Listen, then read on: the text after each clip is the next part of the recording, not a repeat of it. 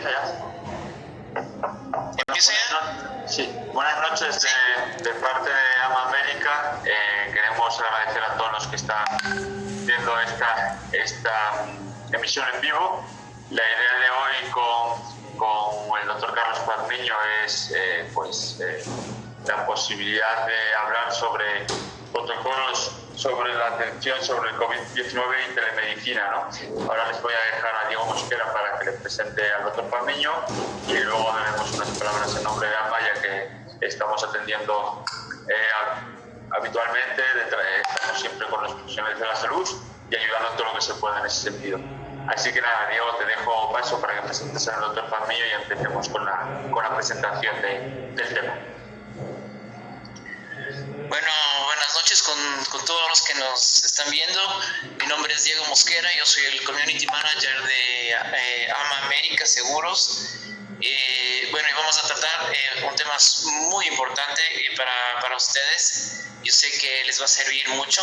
El doctor Pazmiño tiene mucha experiencia en el área y vamos a hablar sobre protocolos de atención sobre el COVID-19 y telemedicina, además sobre el COVID como una enfermedad laboral.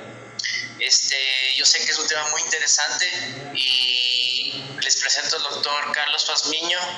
Él esta noche nos va a presentar y nos va a guiar sobre lo que tenemos que hacer y lo que tenemos que seguir. Les agradezco mucho y bueno, doy paso al doctor Pazmiño. Buenas noches a todos. Como siempre, un gusto compartir el tiempo con los colegas, con los médicos que están con una novedad que es muy interesante en la actualidad, y es la telemedicina. Y por supuesto, y dentro también de este contexto de la pandemia, nosotros estamos con una novedad. Sería, además de la telemedicina, si COVID-19 es o no es una enfermedad laboral. Entonces, hoy nosotros vamos a abordar esos dos temas. Vamos a tratar de compartirles la experiencia que se tiene, el conocimiento jurídico que existe en el medio con respecto a estos dos elementos que vamos hoy a discernir durante este tiempo que ustedes van a compartir conmigo. Entonces, sin más preámbulos, estoy siempre a la orden. Ustedes me conocen, ya los médicos en ese mundo nos hemos desenvuelto siempre. Empecemos entonces con la telemedicina.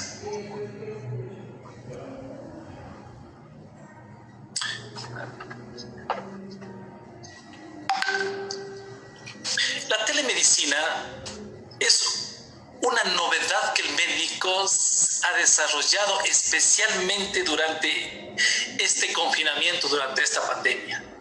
La telemedicina es un mecanismo alternativo de prestación de servicios de medicina, de prestación de servicios médicos, sustentado en las tecnologías de información y comunicación, que tiene que ser en tiempo real y a distancia. Esta es una definición que más o menos acogemos de la Organización Mundial de la Salud y de la Asociación Médica Mundial. Cuando estamos hablando de que es un mecanismo alternativo, lo que estamos mencionando es que no es lo frecuente, no es lo común, no es lo que se acostumbra, sino es alternativo, y al ser alternativo tiene que ser entendido como eso, como una posibilidad, sí, muy especial dentro de una atención, nada más. Es importante recalcarles que tiene que ser en tiempo real y a distancia, claro, tiene que ser en el tiempo presente y a distancia, porque si no ya no sería telemedicina. Si ustedes se fijan, en la siguiente lámina, nosotros podemos encontrar ciertas definiciones de lo que se llama telesalud. Muchos compañeros médicos lo que hacen es confundir estos dos conceptos. Y no tenemos que confundirlos, porque telemedicina es dar una atención al paciente, ¿sí?, que lo tenemos a distancia y en tiempo real a través de esta ventana tecnológica que son las telecomunicaciones. En cambio, que telesalud se refiere más bien a hacer, por ejemplo, educación en salud.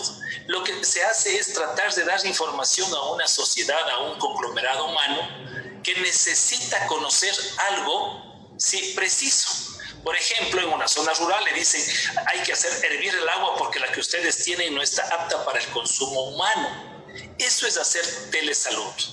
Muchas ocasiones también hacemos los médicos telesalud cuando damos ciertas disposiciones o ciertos requerimientos a ese futuro paciente que va a acudir a nuestra consulta ya en vivo, donde podamos tener un contacto directo con él. Se le puede decir, si usted a través de estos medios de comunicación, si usted tiene ya exámenes, por favor tráigalos. Si usted ya tiene, ¿no es cierto?, una resonancia, tiene una tomografía, por favor los trae a la consulta, ¿sí? Y en la consulta serán valorados. Esto no es precisamente hacer telemedicina. Lo que se está dando es una recomendación. Lo que se le está dando es un consejo. Sí, o tal vez en algunos casos inclusive lo que están haciendo es una promoción, un tipo de marketing, pero propiamente no se puede llamar telemedicina.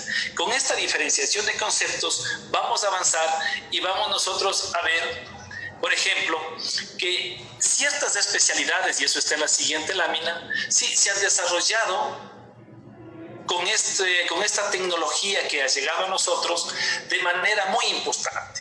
Por ejemplo, las especialidades que más se han desarrollado son la telecardiología, con el monitoreo sobre todo de los pacientes, y la teleradiología.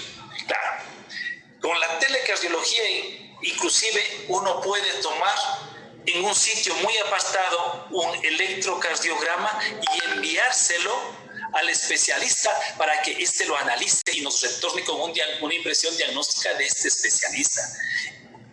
Aquí sí se puede de alguna manera ver que se está haciendo una atención a un paciente a través de la telecardiología. Lo mismo sucede con la teleradiología, que se toma una placa radiográfica, se puede tomar una tomografía, una resonancia, y toda esa información igual se envía a los especialistas a distancia para que en una relación directa médico-médico se vaya qué cosa, ¿no es cierto? Sí, se vaya enviando datos y recibiendo datos, es decir, estamos haciendo una interconsulta. Esto es lo que más se ha desarrollado con la telemedicina. Tanto es así que al otro lado del mundo podemos tener a los cardiólogos que queramos, a los imagenólogos que queramos, para que nos asesoren, nos ayuden, sí, con el manejo y tratamiento de un paciente. En la siguiente lámina nosotros vamos a encontrar algo muy importante. ¿Para qué sirve entonces en esencia la telemedicina? La telemedicina lo que sirve es para realizar seguimientos en enfermedades crónicas. La telemedicina está hecha en realidad en el presente y con la tecnología actual para esto, para hacer seguimientos en enfermedades crónicas. Pero para hacer el seguimiento en una enfermedad crónica es importante que el paciente haya sido valorado por el médico que le va a hacer el seguimiento a distancia, ¿sí? Que le haya conocido, que haya estado en su historia clínica, que haya obtenido en el examen físico los signos y los síntomas para de esta manera, sí, obtener un diagnóstico preciso. Si ustedes se fijan, que para esto sí es útil la telemedicina, para realizar seguimientos en enfermedades crónicas. Me voy a explicar. Si tenemos nosotros un paciente que tiene una enfermedad crónica, una dislipidemia, por ejemplo, acude a la consulta, es valorado por el médico, le realiza los exámenes, le da un tratamiento y le dice que vuelva en 3 semanas, en un mes. Pero el paciente le cuenta que vive muy distante, que está muy lejos y que le va a ser imposible, pero que sí puede tener acceso a un laboratorio para hacerse un examen. ¿Qué le dice el médico? Hágase el examen, ¿sí? Tómale una fotografía y envíeme a mi WhatsApp. Ahí le está haciendo un seguimiento y es completamente legal y es completamente técnico, porque ya es un paciente que le conoció, que le examinó, que le valoró, que le llegó a establecer un diagnóstico, ¿sí? Entonces en él sí puede hacer el seguimiento, porque ya previamente le hizo el examen físico que le ayudó para llegar al diagnóstico, ya que el examen físico es lo que realmente comienza a volver imposible este método de hacer telemedicina si antes no se le ha conocido al paciente. Ustedes en la siguiente lámina vamos a poder encontrar entonces cuáles son las limitaciones precisas, ¿sí?, que tiene la telemedicina. A pesar de todo el avance en las tecnologías de la información y la comunicación, la telemedicina permite llevar una conversación más o menos adecuada con el paciente, porque no podemos decir que la conversación que se mantiene a través de este medio tampoco es la idónea, porque la idónea es cuando está frente a nosotros. Hace imposible realizar un examen físico, y esto es lo que realmente impide hacer una verdadera medicina. Todavía no estamos con la tecnología tan avanzada como para realizar un examen físico a distancia. Cuando se supere esta barrera, solo ahí se podrá hacer realmente medicina a distancia. El médico, al no poder realizar el examen físico, no puede contar con los hallazgos de este importantísimo examen, ya que las manos del médico ven. Cuando el médico palpa, cuando el médico realiza el examen, esos dedos de esas manos están obteniendo información importantísima que aún esa información no puede ser realizada a distancia. Lo que sí permite este medio, que es de telecomunicación, permite realizar interconsultas a especialistas cuando es un médico el que presenta el caso. Me explico.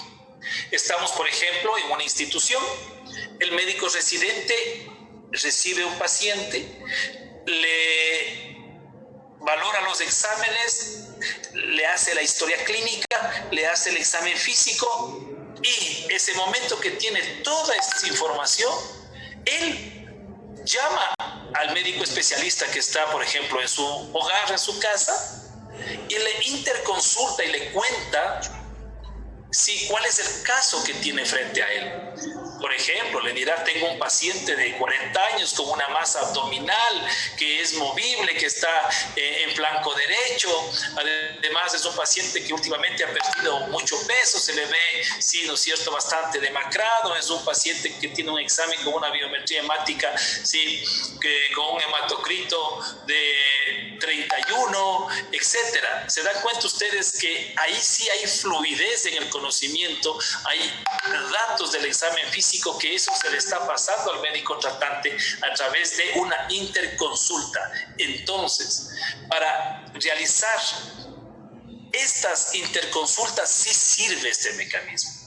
¿Por qué? Porque el que está enviando la información al médico especialista es otro médico que valoró al paciente y que hizo el examen físico.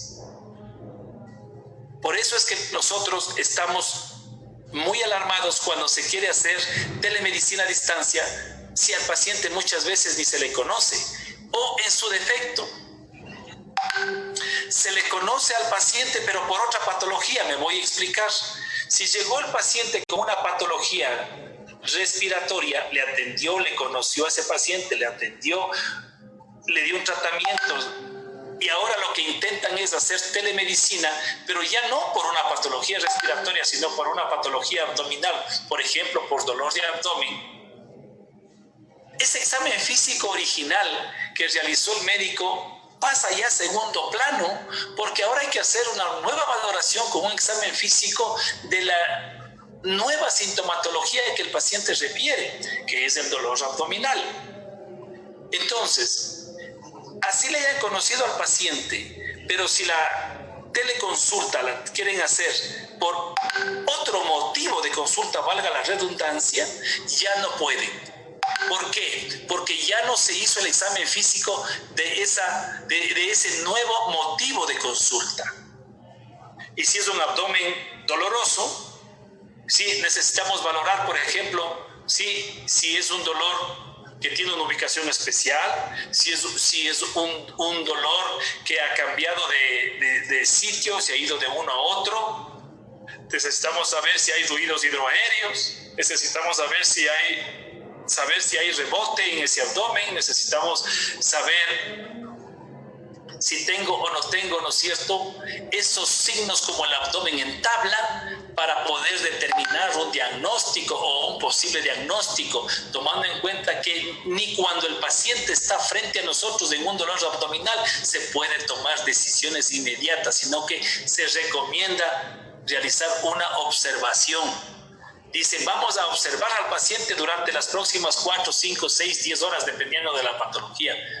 Estando con el paciente ahí, entonces, ustedes se pueden imaginar lo difícil que se vuelve hacer telemedicina, hacer teleconsulta, por esas limitaciones. Entonces, si es el examen físico propiamente el que nos impide hacer una verdadera medicina. Esto no es tan legislado en nuestro medio. Como es una nueva moda, si se quiere, de querer hacer medicina, tenemos muy pocas normas legales que están rigiendo y que están manejando este asunto. En esencia, podemos hablar, en la siguiente lámina consta, que tenemos nosotros una norma muy específica con respecto a este tema y consta en el Código de Ética Médica. Miren lo que nos dice el Código de Ética Médica en el capítulo 16, en donde establece normas esenciales para el mantenimiento de la dignidad profesional. En el artículo 101, ustedes pueden encontrar lo siguiente. Son contrarios a la ética profesional los siguientes procedimientos, es decir, el médico no debe realizarlos, porque es contrario a la ética, es contrario a realizar una medicina profesional. ¿Cuál? En el literal F, dar consultas e indicar tratamientos por correspondencia o por cualquier otro medio de comunicación oral o escrita a quien no se hubiera examinado y cuya historia clínica no se conozca. Miren lo preciso que es el Código de Ética Médica. No es ético que un médico dé consultas entonces a distancia a través de este medio tecnológico si no ha examinado al paciente. Y con el examen físico es en donde nosotros obtenemos los hallazgos que son cruciales muchas veces para el diagnóstico. Si esto es que excepcionalmente podemos llegar a diagnósticos solo, sí, con la información oral que nos dé el paciente. Pero recuerden que cuando uno realiza el examen, confirma esa información que nos entregó. Cuando se realiza el examen físico, entonces lo que estamos es verificando la información que él nos dio. Entonces, si bien la información oral que nos emite el paciente es importante, pero todavía no puede ser dejado de lado el examen.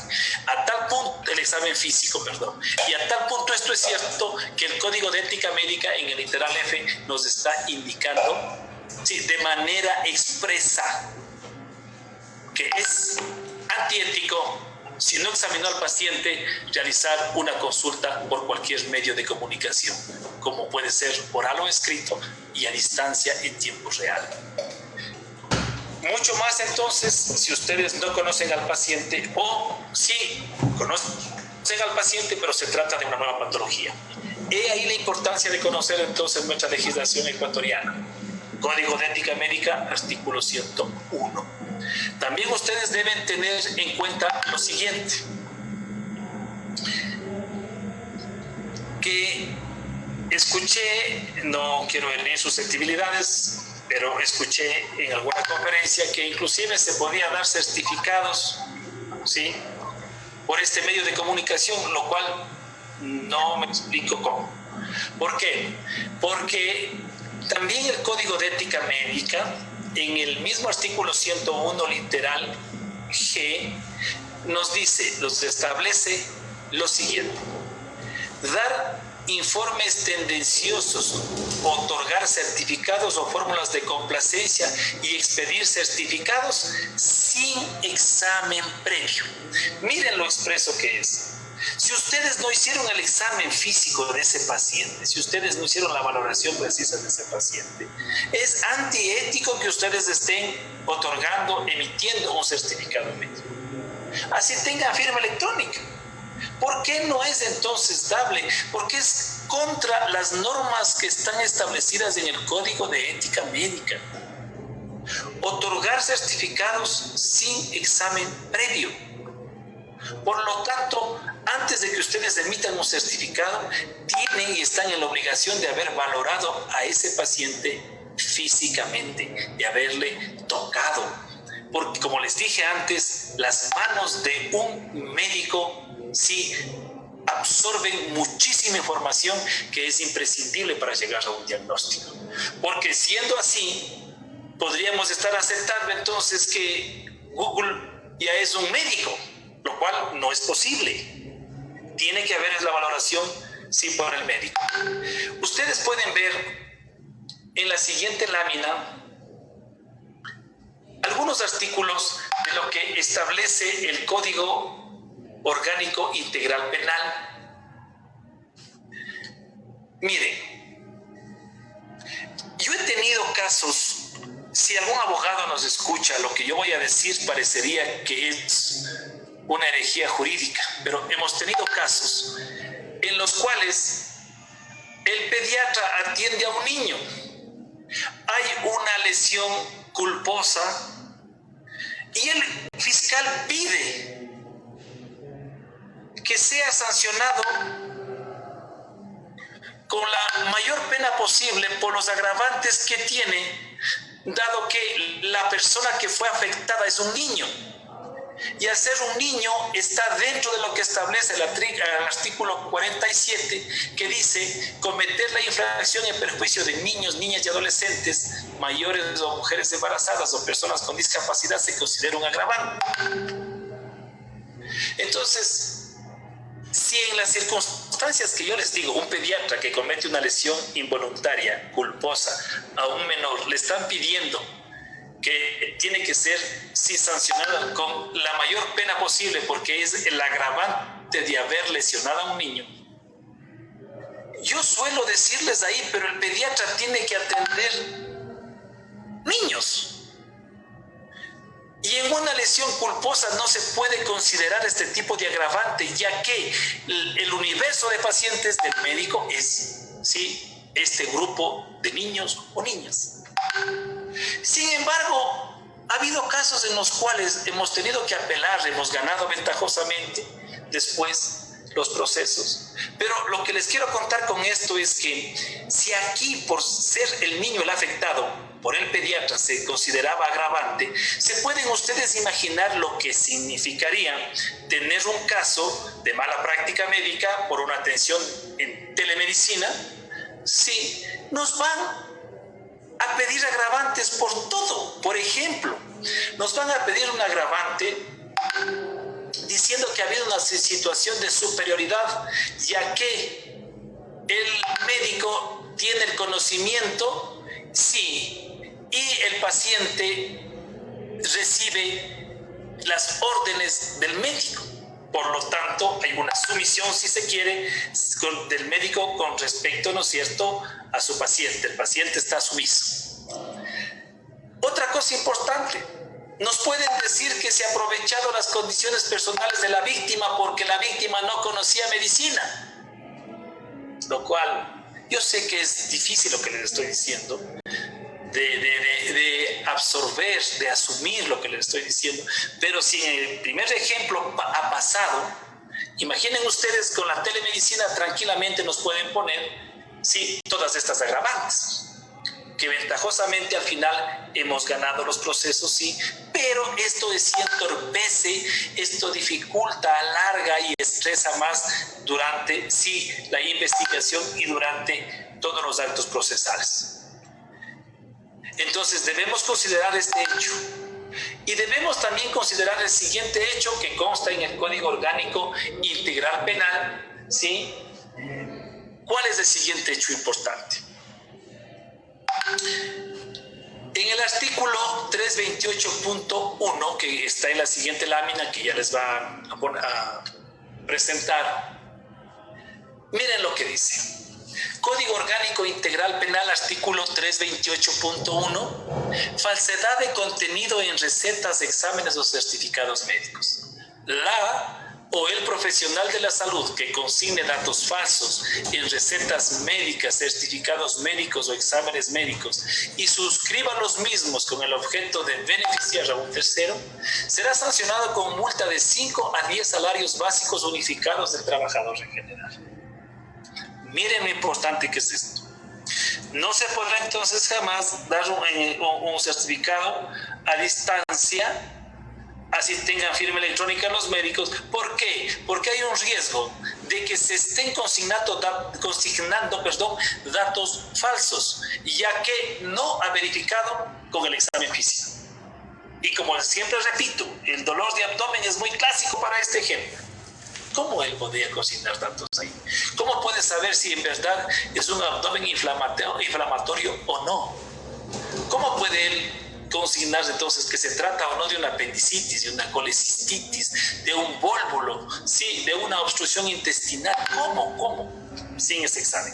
Entonces, solo por el hecho de que el profesional emita un certificado con datos falsos, mire, la sanción es una multa de 5 a 10 salarios básicos unificados del trabajador en general, es decir, de $2,000 a $4,000, solo por el hecho de consignar un certificado médico con datos falsos. Artículo 328.1 del Código Orgánico Integral Penal, compañeros. Solo tienen que ustedes meterse en el internet y revisar lo que yo les estoy diciendo. Código Orgánico Integral Penal, artículo tal, 328.1. Ustedes se pueden, ahora sí, ¿no es cierto?, ya imaginar en una situación en la que, por ejemplo, el paciente haya sufrido lesiones o Dios no quiera la muerte. Si tenemos nosotros un paciente en el que se ha producido la muerte o hay lesiones, serán procesados con el artículo 146 o, si son lesiones, con el 152, y nosotros podremos sufrir todo el peso de la ley. ¿Por qué? Porque en el numeral 4 del 146 dice que tiene que verse si era posible, o sea, si esa patología más bien era evitable, sí o no. Si la patología que actualmente sufre el paciente como consecuencia de la atención médica era evitable o no era evitable. Eso nos está diciendo el numeral 4 del 146. Y si es que la atención fue por telemedicina, tengan la seguridad que los peritos nos van a decir que primero hubo un error en hacer una atención a distancia. Segundo, que no hubo la valoración física, por eso el médico se equivocó. Por lo tanto, entonces esa lesión podrían catalogarla como una lesión que pudo haber sido superada con la presencia del paciente, sí, y su médico. Eso es lo que tratamos de evitar nosotros entonces, si la patología que sufre actualmente era evitable o no. Miren ustedes entonces cómo la telemedicina, sí, nos puede estar a nosotros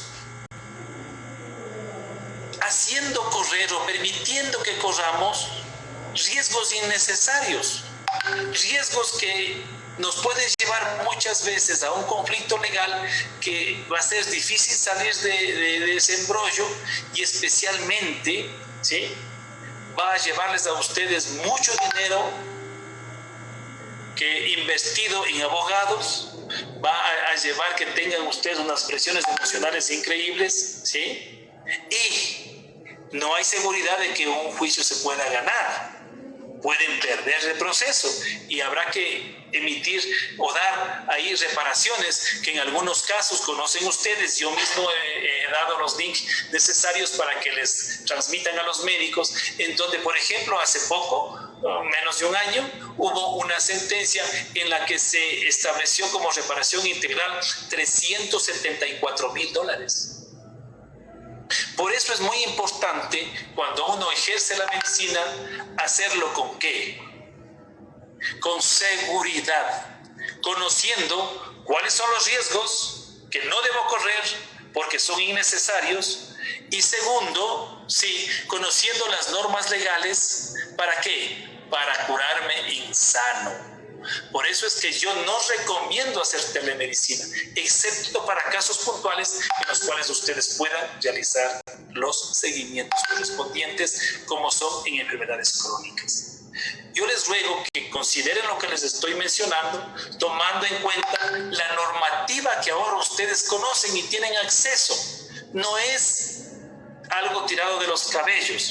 Yo sé que es la moda actual a tratar de hacer telemedicina, pero por favor, háganlo con la seguridad del caso y sobre todo solo para seguimientos de determinadas patologías. Si ustedes tienen inquietudes, espero poder resolverlas y, si es menester, darles algún consejo.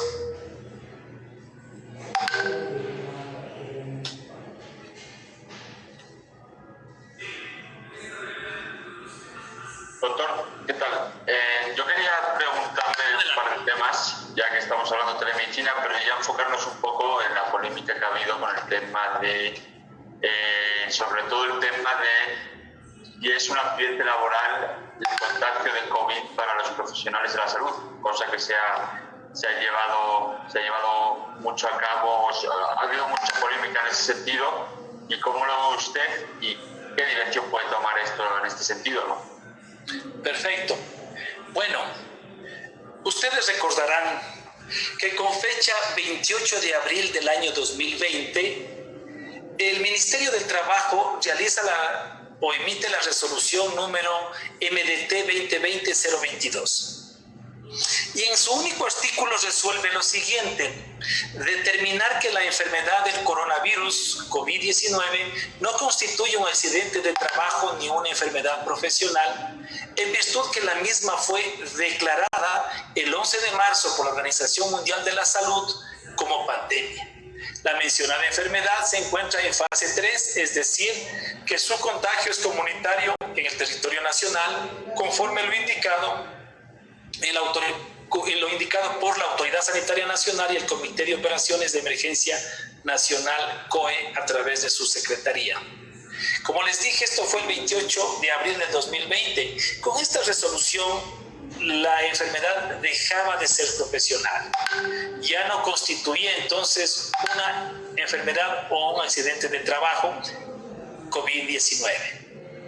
Pero ante las presiones que hubo por parte de todo el gremio médico, y entiendo no solamente del gremio médico, sino también de la policía, hubo de los militares, de los bomberos, que son los que estaban al frente arriesgando sus vidas, se conoció la resolución de la Organización Internacional del Trabajo, a la cual nosotros, ¿no es cierto?, somos suscriptores de la misma. Por lo tanto, las resoluciones de este organismo internacional son de obligatoria aplicación en nuestro medio.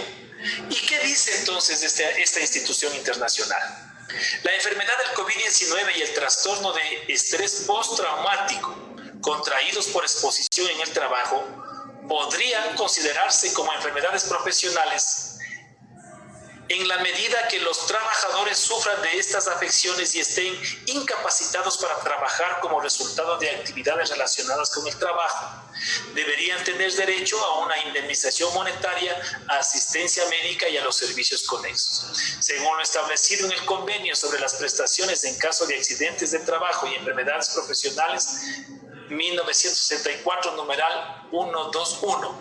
Los familiares a cargo, cónyuge e hijos de las personas que mueren por la enfermedad del COVID-19 contraída en el marco de actividades relacionadas con el trabajo tienen derecho a recibir prestaciones monetarias o una indemnización, así como una asignación o prestación funeraria. Lo que nos está diciendo es que aquí sí es una enfermedad laboral, sí se puede considerar un accidente de trabajo, y que el médico tiene, el que ha fallecido, por ejemplo, tiene derecho a que todos sus herederos sí tengan la indemnización correspondiente. Eso nos dice la Organización Mundial del Trabajo, o Internacional, perdón, del Trabajo. Frente a este hecho y a la presión, como les digo yo, el Ministerio de Trabajo realiza una siguiente resolución, que es la 2020-023 de fecha 29 de abril del 2020, y que aquí en su artículo único también resuelve reformar el artículo 1 de la resolución 2022 del 28 de abril por el siguiente texto: determinar que la enfermedad del coronavirus no constituye un accidente de trabajo ni una enfermedad profesional, en virtud que la misma fue declarada el 11 de marzo del 2020 por la Organización Mundial de la Salud como pandemia, a excepción de aquellos casos en los que se puede establecer de forma científica o métodos adecuados a las condiciones y a las prácticas nacionales el vínculo directo entre la exposición a agentes biológicos que resulten de las actividades laborales contraídas por el trabajador.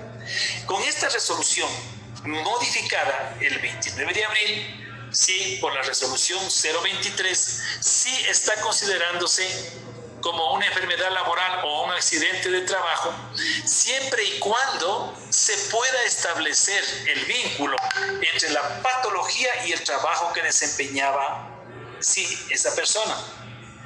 Pero en cambio resulta un poco suelto esta resolución. ¿Por qué está suelta? Porque estaríamos nosotros, ¿no es cierto?, en manos de quien va a valorar. Y sería en este caso el Instituto Ecuatoriano de Seguridad Social, a través del departamento correspondiente de accidentes de trabajo, quienes nos van a determinar si el médico murió o no por COVID contraída o por una enfermedad contraída COVID-19 durante, sí, la labor que desempeñaba como profesional de la salud. ¿Qué pasaría si este mismo comité dice no hay una prueba técnico-científica que nos diga que se contagió durante la atención que realizó él? Pues nos dejarían desarmados. Es por esa razón que yo me he permitido sugerir que debería modificarse esto, indicando que todos los profesionales de la salud, sí, que sufran COVID-19 será catalogada como una enfermedad o como un accidente laboral.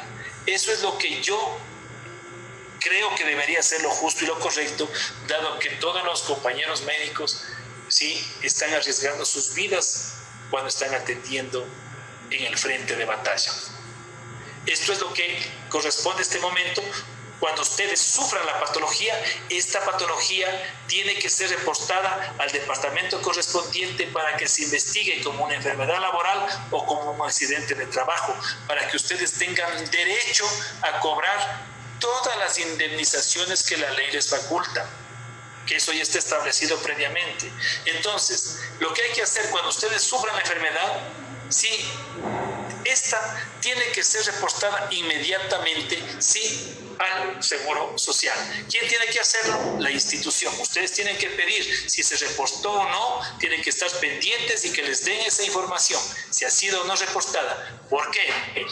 Porque podría ser que necesiten una indemnización, porque pueden quedar con lesiones, pueden quedar lesiones pulmonares, lesiones que van a seguirles por el resto de su vida. En algunos casos ya hay médicos que han fallecido, que han muerto.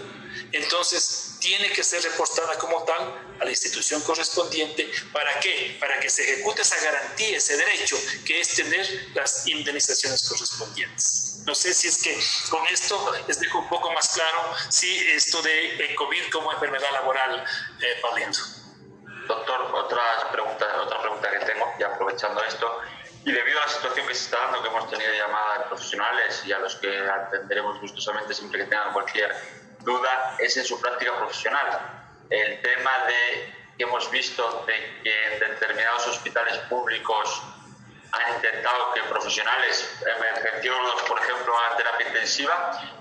Me gustaría que explicase un poco cómo enfrentarse a eso y cómo poder que el profesional pueda dar una contestación a eso, porque según la ley eso no lo podrían hacer. Pero quiero que nos dé su aspecto al respecto y de paso comunicar a los doctores que son asegurados nuestros y están con nosotros, que nosotros cualquier duda que tengan al respecto, cualquier consulta, estamos abiertos, nos pueden llamar a cualquier hora y siempre atenderemos gustosamente cualquier duda o consulta al respecto.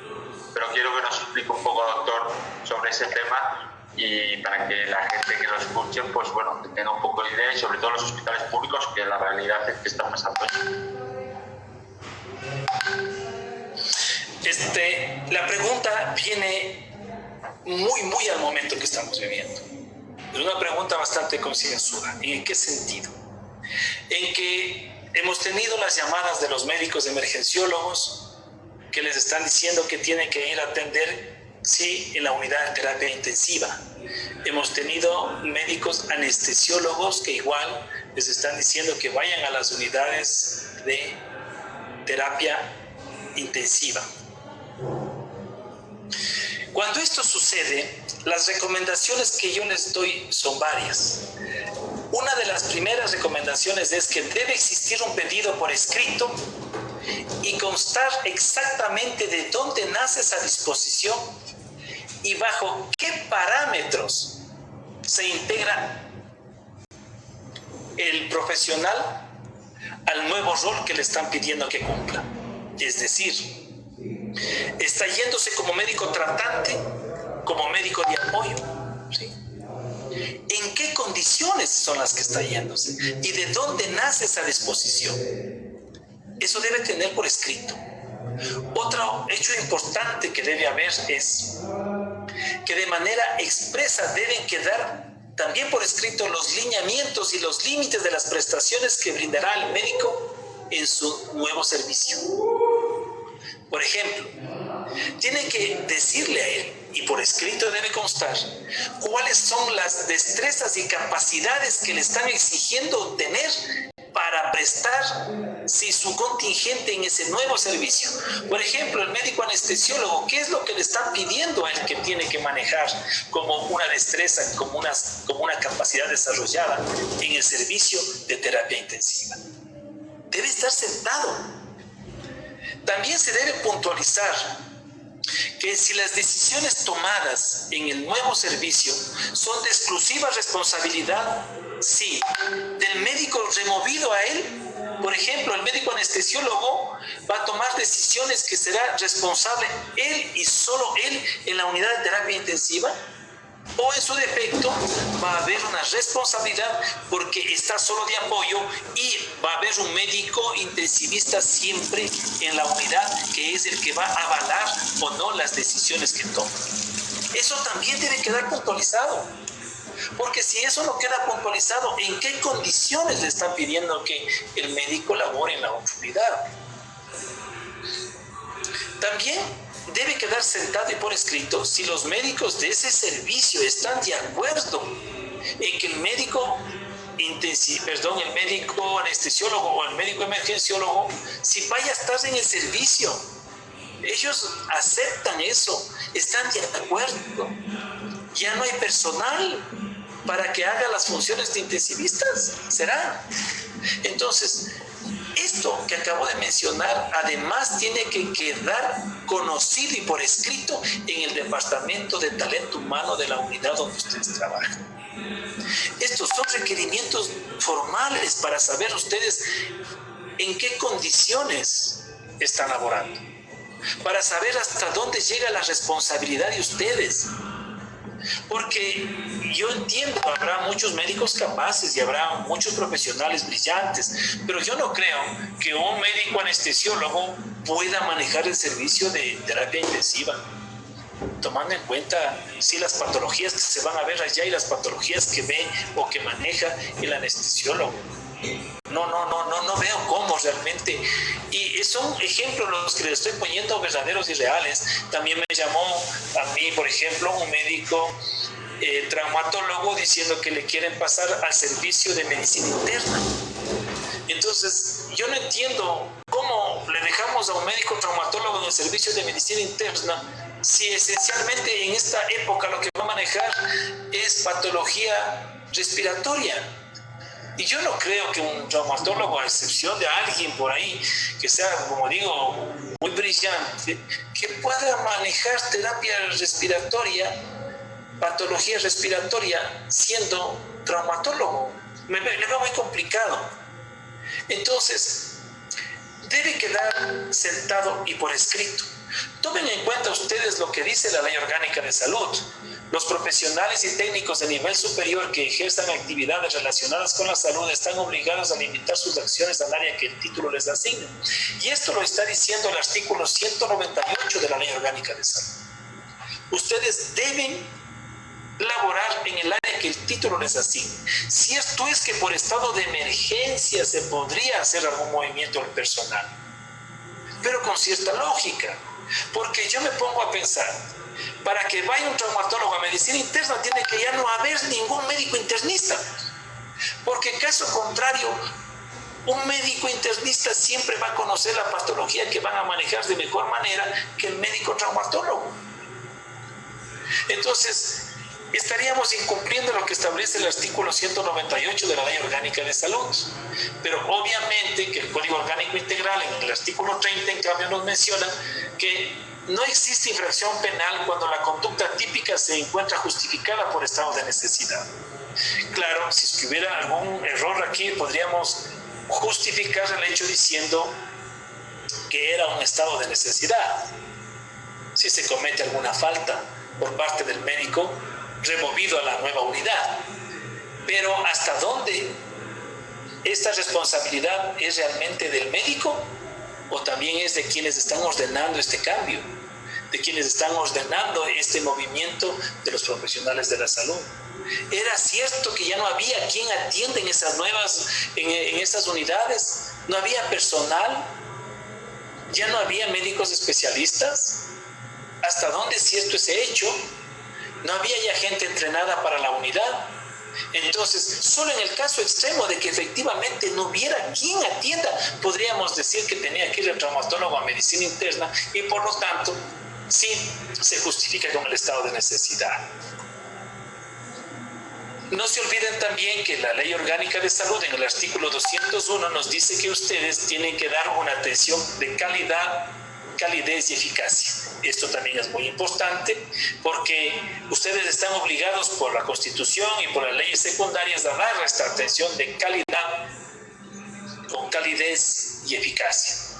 Pero también ustedes deben conocer que este mismo artículo 201 en el segundo inciso establece que es deber de exigir las condiciones básicas para el cumplimiento de lo señalado en el inciso precedente por parte de los profesionales. Y textualmente dice así: es su deber exigir condiciones básicas para el cumplimiento de lo señalado en el inciso precedente. Es decir, que el médico tiene que exigir, sí, las condiciones básicas para cumplir con una atención de calidad, calidez y eficacia.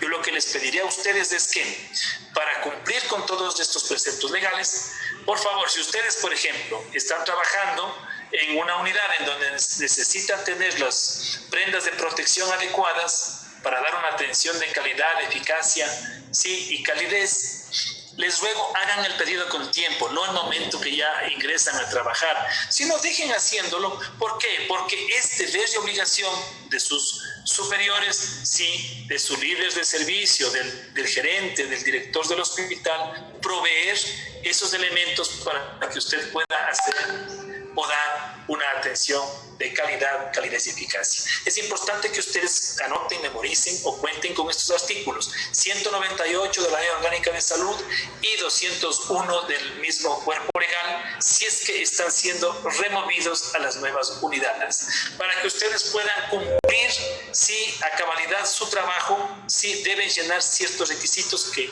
ya he venido contándoles, no solamente a lo largo de esta conversación, sino por algunas ocasiones. Creo que con eso podemos dejar bastante claro este asunto que hemos sido muy preguntados. Sí, Yo quisiera hacerle una pregunta. sí. Me gustaría hacerle una pregunta. Adelante, pues. Doctor, ¿qué opina usted sobre los profesionales de la salud que están siendo enviados al aeropuerto en turnos de 24 horas para que reciban a los viajeros, a la gente que está entrando? Están teniendo turnos de 24 horas y están siendo obligados a hacerlos. Hay pediatras, hay traumatólogos, hay médicos de familia, o sea, es indistintamente esta situación. Y el nivel de protección es el básico. ¿Qué opina usted al respecto? A ver, los médicos, yo explicaba en algún momento también, los médicos, recuerden que antes de ser especialistas eran médicos generales. Entonces, cuando a ustedes les piden hacer un trabajo que corresponde a una especialidad que no conocen, les están pidiendo en más. Es ahí donde viene el problema. Pero cuando les piden en menos, es decir, al médico, qué sé yo, emergenciólogo, le están diciendo que vaya al aeropuerto porque va a tomar muestras para realizar, ¿no es cierto?, las pruebas COVID. Se me ocurre.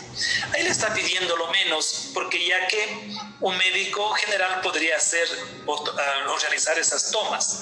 Sí debe hacerlo, porque no se necesita tener una especialidad, primera cosa. Segunda cosa, yo he mencionado que el artículo 201 dice que en su segundo inciso, es deber del médico exigir las condiciones básicas para el cumplimiento de lo señalado. Si no tiene los medios adecuados de protección, él puede negarse, por supuesto. Porque primero está el instinto de conservación, pues. Eso ya es instintivo, eso ya es parte de nuestra existencia. Entonces, si no le dan los medios adecuados, sí, de protección, la orden que le están dando ya no es una orden legítima. Por lo tanto, el desobedecer esa orden ya no se convierte en delito. Porque para que sea delito el desconocer una orden legítima, se necesita que esa orden sea legal. Y cuando ya esa orden es ilegítima, ya no estoy desobedeciendo nada extraño. Es más, debería desobedecerla, pues, porque es parte instintiva de mí mantenerme con vida.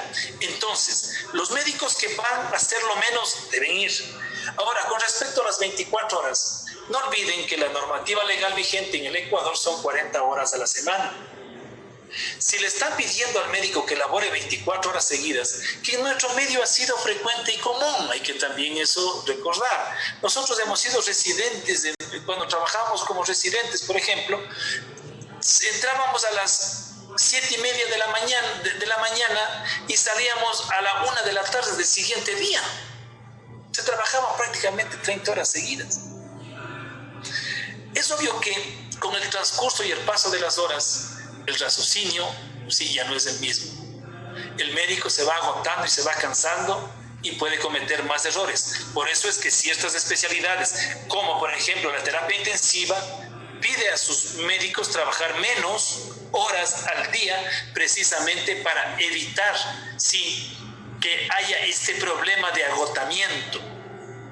Entonces, deben ir los médicos, y si les piden que hagan los turnos de 24 horas, deben también darles el tiempo suficiente para que haya una recuperación del profesional de la salud. ¿Por qué? Porque no le pueden decir que salga al siguiente día, por ejemplo, ingresó 8 de la mañana, sale 8 de la mañana del siguiente día, llega a las 10 de la mañana a su casa, hasta que llegue a su casa, se bañe, se cambie con el nuevo protocolo de sacarse las prendas, de dejar todo afuera, de etcétera, etcétera, hasta que termine todo ese ritual que tiene que hacer ahora cuando llegue a su casa para proteger a los suyos. Prácticamente pierde entre 1 hora, hora y media más. Es decir, estamos ya a mediodía. Y le están diciendo que se acueste a dormir, se levante y vaya otra vez a trabajar. Eso tampoco es posible. No hay el tiempo suficiente de recuperación. Tienen que hablar con sus jefes, tienen que hablar con sus directores de hospitales, con sus gerentes y explicar esto, que debe haber el tiempo suficiente para la recuperación del médico si le hacen trabajar 24 horas y que la normativa es trabajar 40 horas a la semana, excepto en el caso de emergencia, que no haya más profesionales de la salud que puedan hacer ese trabajo. Y así habrá casos en los cuales, por más disposiciones que hagan, no podrán cumplirse porque ya sale de lo humanamente posible. No sé si con eso logré responder a su pregunta, pero no se olviden, tomen en cuenta el 198 y el 201, inciso segundo, sobre todo, de la Ley Orgánica de Salud. Adelante, por favor. Doctor, no, primero hay una pregunta más hacia mí por el tema del seguro de la doctora Aguirre. Lo que le voy a decir es que, bueno, si cubrimos la telemedicina siempre que esté establecido dentro de lo legal en Ecuador y siempre que sea su especialidad. Lo único que lo que estamos haciendo, que ya nos han llamado doctores para asesorarles en ese caso, es que en donde ve Departamento de Responsabilidad Civil, ahí tiene mi número y mi mail, me avisa y revisamos su caso, porque hay casos diferentes. Lo que hablaba el doctor Pamillo, y si no que me corrija, es que no solo en enfermedades crónicas se puede hacer telemedicina, entre comillas, por llamarlo así, sino si es un paciente ya conocido, que hubo un seguimiento, que hay una historia clínica ya, etcétera, etcétera, sí se puede atender a ese paciente, siempre que no haya una molestia diferente o pueda haya algún problema en ese sentido. No sé si el doctor Pamillo me puede recoger. Pero a la doctora le digo que, a la doctora le digo que me puede llamar y hablamos sobre su caso en especial para ver qué está realizando y la asesoramos en ese sentido. En ese caso, como hemos dicho, con el doctor Pamillo y otros abogados que tenemos, ya hemos asesorado a doctores que están asegurados con nosotros para ese eventual caso, ¿no? Entonces, básicamente era lo que quería comentar. Y no sé si, Diego, tienes alguna pregunta más también.